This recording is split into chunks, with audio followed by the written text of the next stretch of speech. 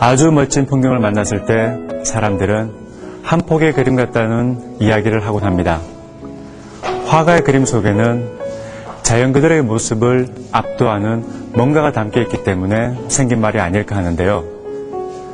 광활한 산을 화폭에 옮기며 80평생 자신만의 색채를 이루어온 여류 화가가 있어 만나보았습니다.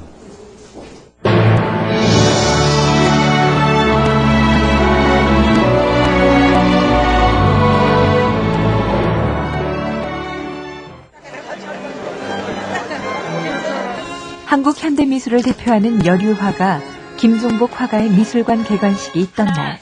둘, 셋.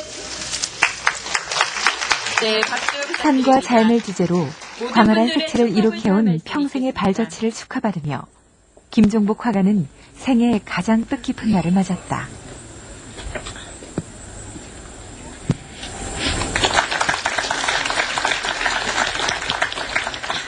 오늘 바쁘신데도 불구하고 이 자리를 빛내주셔서 대단히 감사드립니다. 그리고 앞으로 저 작품의 보존이 잘 되도록 원하며 앞으로 김종복 미술관의 발전을 바라겠습니다. 할 말은 많지만 제가 줄이겠습니다. 예, 감사드립니다. 사람들 앞에선 짧고 담담한 인사로 소감을 밝히긴 했지만 작품 활동에 바친 60평생을 돌아보며 남몰래 벅찬 감개의 눈물을 흘리는 김종복 화백.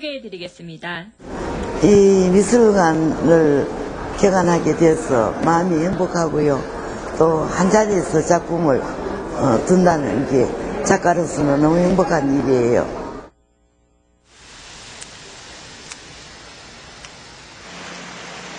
이맘때의 비가 단풍을 재촉하는 자연의 은혜라는 것을 노 화가는 평생의 통찰과 경험으로 안다. 의연히 비를 맞는 나무와 잎의 풍경 속에서 김종복 화가는 오늘도 화폭 가득 자연과 산을 꿈꾼다. 산이란 자체가 웅장하고 스케일이 있고 추나추등이 있고 동물의 세계가 있고 식물들의 세계가 있고 정말 우주의 총체를 말이지 얘기하는 것 같고. 여류 화가로서는 아주 드물게 그녀의 작품 주제는 늘 산이었다. 그림 인생 60여 년을 돌아보며 김종복 화가는 미술관 개관을 준비하고 있다. 최근작에서부터 그림에 처음 발을 내디딘 소녀 시절의 그림까지 미술 인생 전체를 아우르는 미술관 개관을 앞두고 지난 시간을 돌아볼 때가 많다. 47년도 지금 제일교회 자리입니다. 이게 그 당시 이게 선교사들이 사용했던 도서관 같기도 하고 이거는 무슨 집인지 모르겠어요. 여기 가가지고 이제 유일하게 양옥집 같은 데는 동산밖에 없었어요. 그 풍경들이 좋아가지고 늘 자주 가서 스케치를 했습니다. 그녀의 80평생을 일군 것은 오직 그림에 대한 열정 하나. 1930년대 대구의 완고한 집안에서 태어난 그녀는 여성의 활동이 자유롭지 못했던 근대시대의 편견을 깨며 여성 화가로서 당당한 작품 세계를 이룩했다. 요즘도 붓을 놓지 않고 틈날 때마다 작품 활동을 이어가고 있는데 화가로서 새로운 작품을 구상하고 작업하는 일을 처음처럼 즐기고 있다. 그림을 그릴 수 있는 새하얀 캔버스가 늘 감사한 것이다. 그 당시는 어려운 시대라서 진짜 제가 좋아서 그림이 좋아서 그렸거든요. 뭐 종이가 없어 아무렇게나 이 뒤에 이제 뒤쪽에 말이지 번쩍거리는데 미끌미끌한 조이에도 숫자로 그렸고 그래서 그 당시가 행복했어요. 없는 시대라도 오선도선 순수했으니까 우리가 무엇보다도 적도 없었고 그냥 좋아서 그렸고 잘 되면 말이지 쾌감을 느끼고. 작품에 임하는 데 있어서는 한치의 망설임도 없다.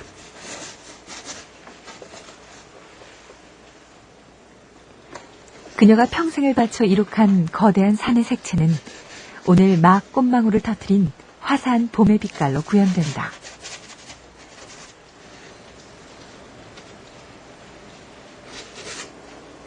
장중함과 활기가 넘치는 낙천적인 봄의 산. 활달하고 대담한 붓질에서 생동하는 봄의 산이 완성된다.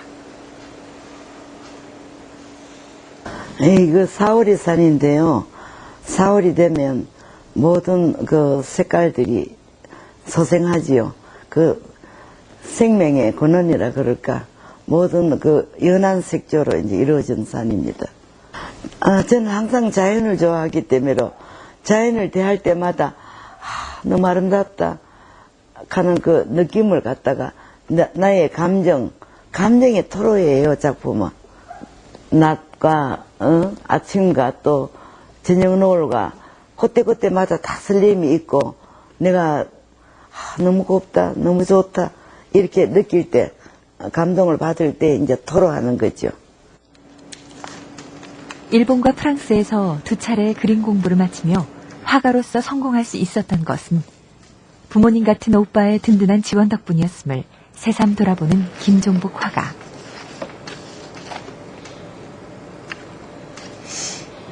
저한테는 아버지 같은 오라버니입니다.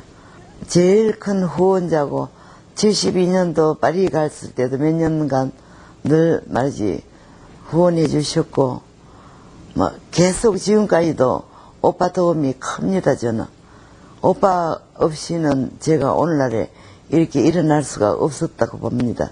항상 고마움을 느끼고 늘 생각하지만 또 오빠 앞에 가면 그런 표현을 못합니다. 대구 사람도 그렇잖아요. 40이라는 적지 않은 나이에 프랑스 유학길에 올랐던 김종복 화가.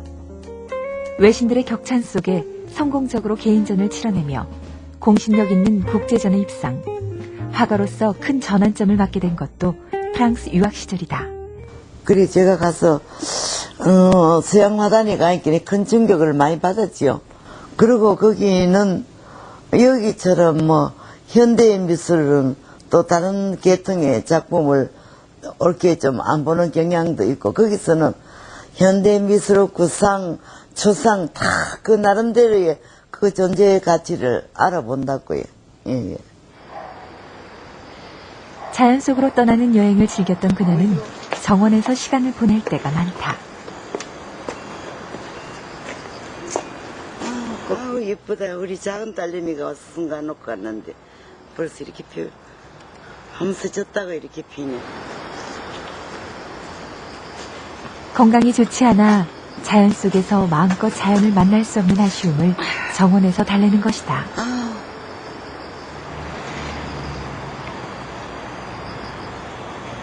몇 년 전부터 조금 건강에 조금 당뇨가 있어가 좀 기운이 없어요. 그리고 옛날에는 그 왕성하게 작품을 대작을 많이 해가지고 손을 너무 많이 쓰는 관계인지 손에 이제 조금 안 좋아요. 그러니까 금년 2월 달에 수술했어요. 신경을 누질인데요. 손을 너무 많이 써가지고 되도록이면 손을 익혀야 되는데 또 익힐 수도 없잖아요. 또 할 수 있는 데까지 하는 거예요.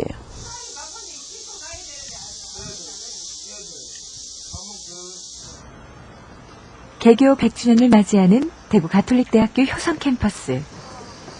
김종복 화가가 20년 동안 미술대학 교수로 재직하던 모교이기도 하다. 후학들에게 길이 남을 캔버스 안에 김종복 미술관은 세워졌다.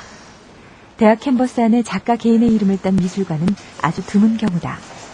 예, 그 김종복 화백 개인에게는 1940년대부터 2000년대를 아우르는 자연을 향한 작가 자신의 예술론을 대중과 호흡하는 공간이 될 것이고, 또 우리 대학 관점에서는 다양한 전시와 기획전을 통해서 살아있는 활기찬 문화의 장이 되어 대구 경북 지역을 대표하는 문화 허브가 될 것입니다.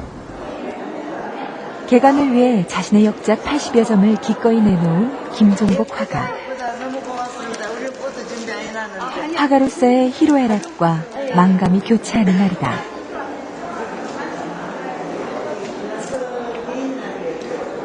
이 시대에 다시 나올 수 없는 그런 화가. 엄마의 그 색채라든가 예술적 감각은 어느 누구도 따라올 수 없는 것 같아요. 이 미술관을 개관하게 돼서 마음이 행복하고요. 저는 평생 자연을 소재로 해가지고 작품을 달아왔거든요.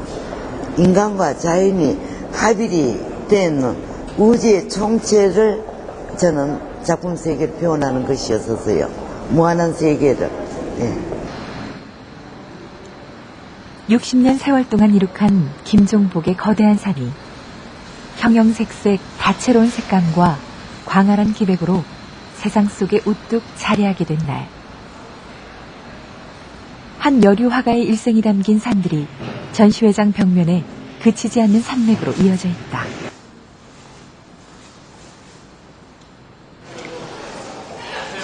그녀의 산 앞에서 사람들은 사계절을 만나고 하늘과 땅과 자연의 이치가 어우러진 우주의 기운을 만난다.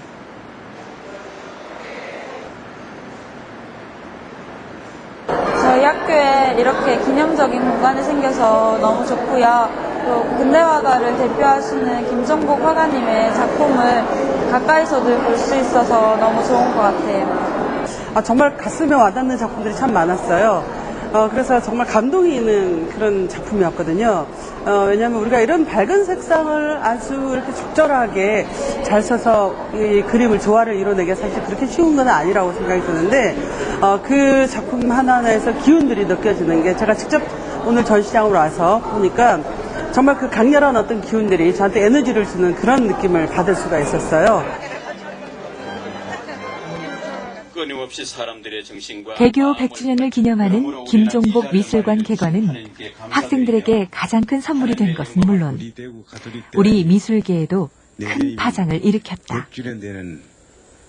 이와 같은 지역적으로 아니더라도 모든 이들에게 좋은 힐링이 될 수 있도록 또 저희 작품 세계를 또 한 자리에서 볼 수 있도록 하는 그런 의미고요.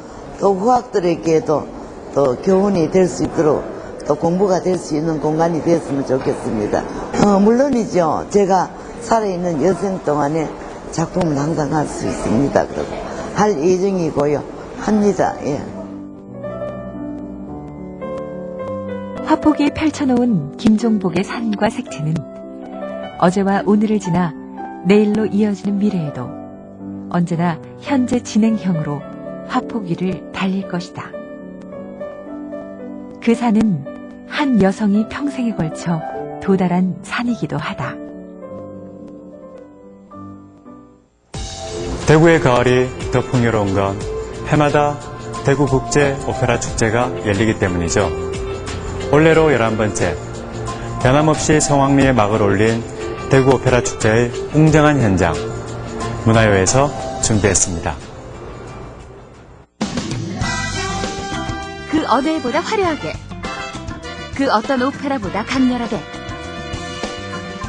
제11회 대구 국제 오페라 축제가 그 화려한 개막을 알렸다. 2013년 10월 세계적 거장의 연주가 어우러진 대작 오페라의 감동이 시작된다. 특별히 올해 이제 11회를 맞이해서 올해는 이전에 저희들이 10년에 해왔던 그 어느 해보다도 더 화려하고 더 웅장한 또 더 아주 큰 그랜드한 그러한 메인 작품들로 구성을 하게 되었습니다. 주목받는 첫 개막작은 바로 탄생 200주년을 맞은 오페라의 거장 베르디의 수작 운명의 힘. 베르디 사상 최대의 비극으로 손꼽히는 운명의 힘은 탄탄한 스토리와 음악적 완성도를 자랑하는 작품으로 성숙한 관현악과 위력적인 합창, 진지함 속에 재기발랄함이 빛나는 조역들의 유쾌한 연기까지 모두 갖춘 대작이다.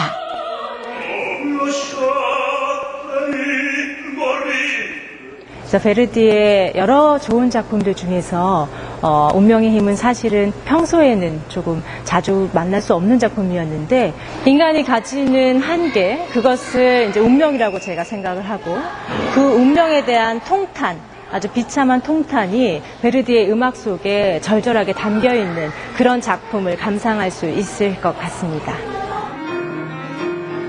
한국 최고의 성악가들이 총출동한 이번 공연은 화려한 기교와 기품을 갖춘 프리마돈나 이화영의 비극적 아리아가 더욱 빛을 발한 무대이기도 하다.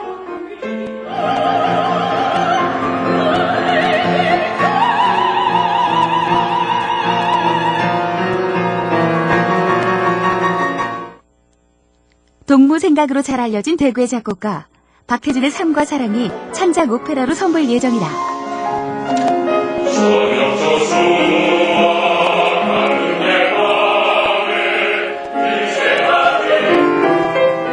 가곡 동무 생각을 모티브로 하는 익숙한 선율이 큰 공감대를 불러일으킬 것으로 예상되는데,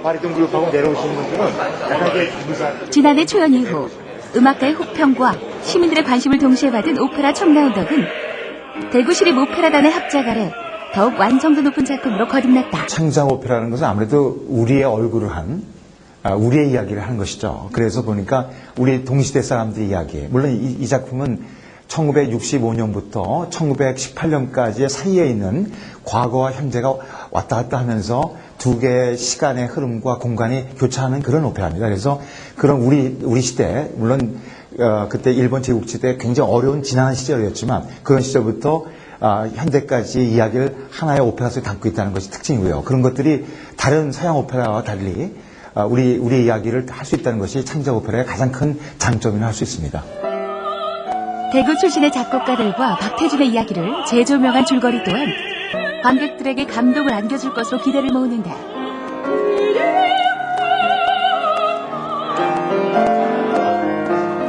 젊은 박태준의 음악적 열정과 애틋한 첫사랑은 청라운덕의 중심축이 될 것이다. 그래, 젊은 박태준은 지금 여기에서 나오는 게 제일 중점적인 거는 사랑 이야기예요. 그래서 저는 사랑 쪽에 더 많은 초점을 두고 있습니다. 아름다움, 더 아름답고 안타까운, 너무나 안타까운 그 심정을 표현하려고 많이 노력하고 있습니다. 10월 둘째 주를 장식하는 또 하나의 대작 오페라 토스카. 푸치니의 토스카는 1973년 대구 최초로 자체 제작하여 공연했던 작품으로 이번 무대에 거는 기대 또한 남다르다.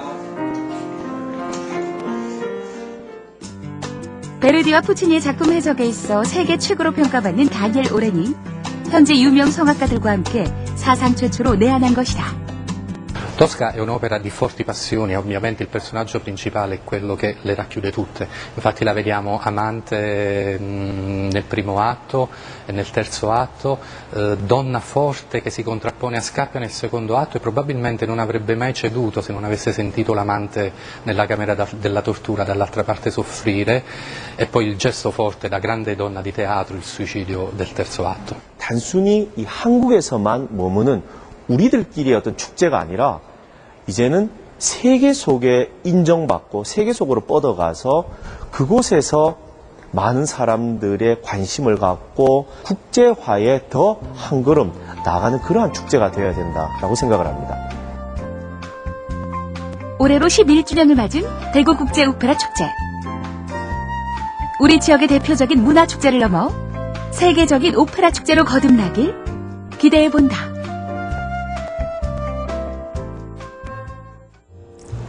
탄생 200주년을 맞은 오페라의 두 거장, 베르디와 바그너의 대표작과 함께 우리 지역 청라언덕을 소재로 한 창작 뮤지컬을 만날 수 있어 이번 축제는 그 어느 때보다 많은 주목을 받고 있죠. 좋은 결실을 있길 바라며 무르익는 가을의 문학의 현장 이어서 보시죠. 대구 지하철 1호선 열차가 아트열차로 변신해 눈길을 끌고 있습니다. 아트열차는 2013 컬러풀 대구 페스티벌의 일환으로 마련됐는데요. 축제 기간 동안 시민들이 일상 속에서 예술을 체험할 수 있도록 공간을 연출했습니다. 지하철이라는 공간을 해석하기 위해서 많이 노력했고요. 안전성이란 문제를 많이 고려했습니다, 저희가. 그리고 또 이제 컬러풀이기 때문에 각각의 작가들의 색깔을 나타내고자 되게 많이 중점을 두었습니다. 대구 지역 작가 5명의 개성을 가득 실은 아트열차는 우리의 전통 민화와 재미있는 일러스트, 화려한 조명과 팝아트 등으로 꾸며졌는데요.